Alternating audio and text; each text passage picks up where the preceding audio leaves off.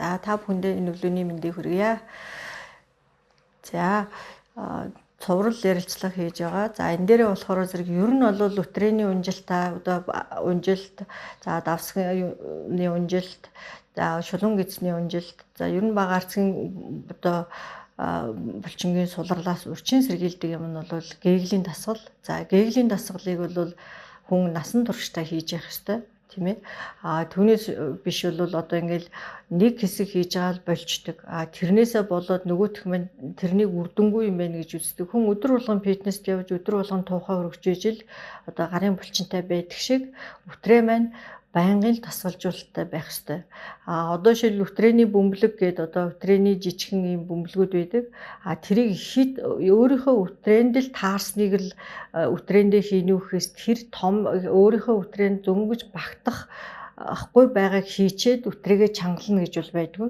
Тэгэхээр яаж хийдгүү гэхээр зэрэг гээглийн тасгалыг хийхдээ өтрээний бөмбөлөг хийлээ гэж бодоход өтрээний бөмбөлөг маань одоо чангалахтал одоо ханд нь хүрээд тэрийг хэдий хугацаанд 1 сар орчим хийжээж тэрийг чангалж чадчих юм бол за миний өтрээний одоо булчин чангарлаа гэж үзэх ёстой юм. Түүнээс одоо нэг өөрийнхөө өтрээнд байгааг мэдэхгүйгээ одоо хамаагүй томыг авчдаг ч юм уу бүр жижигнийг авчих юм бол тэр өтрээний бөмбөлөг хийж юу хийх нь бол үр дүнгүй.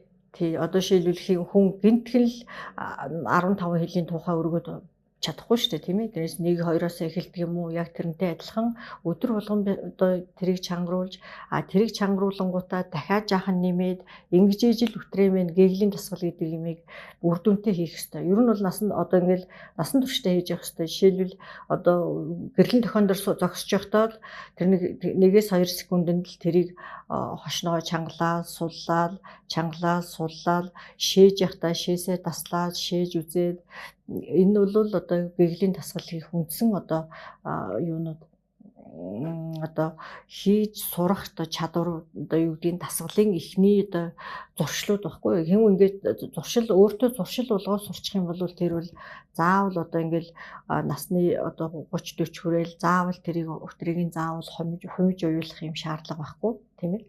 Тийм учраас арцгийн ёроолын булчинг ерөөсөө суллаад ингээ унжуулад байхгүй тулд л өдөр тутмынхаа амьдралд энийг хэрэгжүүлэх ёстой. За хэрвээ төрчих юм бол төрснийхаа дараа 2 сарын дотор маш хурдан тэрийг физик хэмжлэгийг хийлгээд тэр Феникс аппаратандаа сууд юм уу, лазердуулт юм уу, хайфу хийлэгдэх юм уу, өтрээний PRP хийлэгдэх юм уу. Одоо бол физик хэмжлэгийн 90 үе болсон учраас энийг бол маш эрт арга хэмжээ аваад энэ одоо хожмын хүндрэлээс урьдчилан сэргийлэх юм боломжтой байгаа.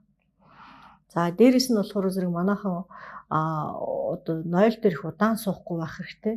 Тийм ээ, нойл дээр удаан сууж одоо өтгөн хатснаас болоод маш удаан сууснаас болоод цагаан одоо шулуун гидсээ эргүүлждэг. За дээрэс нь болохоор зэрэг одоо тэргээ цагаан мах хэрэгчлээ гэж үдэг. Цагаан мах хэрэгдэг. За цагаан мах хэрэгснээс ингэж хүчтэй дүүлдэг. Дээрэс нь болохоор зэрэг нэг одоо буруу дүлснээс болоод өтрээ рүүгээ давхар дүлээд идэг тийм ээ. Тийм учраас нөгөө өтрээ рүүгээ давхар дүлснээс болоод шулуун гидс чинь давхар одоо унждаг юм хүний амьдралын өөрийнх нь буруу хөвшлээс болоод энэ хүндрэлүүд үүсдэг. UBS телевизийн өглөө хөтөлбөртэй байсан та бүхэнд баярлалаа.